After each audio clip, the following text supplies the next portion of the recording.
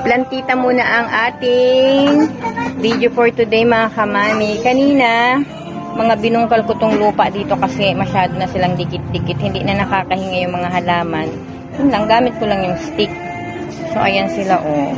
Malulusog naman sila, mga kamami, diba? And ito, yung dahon niya, nilagay ko rito para kumalaykay siya kung saan man niya gustong pumunta. And dito medyo nag-dry. Kasi kunti na lang yung lupa niya. Kailangan matransfer siya sa ibang paso. At ang ganda ng kanyang bulaklak mga kamami, diba? Para siyang butterfly. O, ano ba yun? Tignan yung dahon niya. O, ang cute. Ang ganda. Meron din ako dito sili. Ayan, ang aking mga sili. Medyo hindi yata sila malusog for today.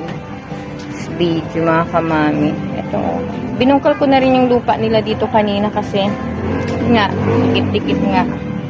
Mahangin. Sarap ng hangin. Tignan nyo, nililipad-lipad yung ating mga kortina. Saka ito, binungkal ko rin kanina. Magdadagdag kami ng lupa. Bibili kami ng soil para malagay. Kasi yung snake plant, namamatay. Tinanim ko to kanina, tinabunan. Hinimukay ko siya kasi nasa ibabaw na siya. Tsaka yung mga dahon niyang patay, tinanggal ko na rin. Pero nilagay ko lang din dyan. Hayaan ko na siya dyan magulok.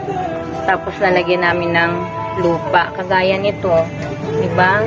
O, bulok na yung kanyang ugat. Kailangan matabunan ng lupa. So, ayan mga kamami ang ating mga halaman. Ito naman, meron na siyang flower. Ang galingan natin mga galon, di makadaan. Ang daming empty na galon dito mga para sa mineral water. Hindi nyo makita kasi parang madilim. Opposite yata yung liwanag niya.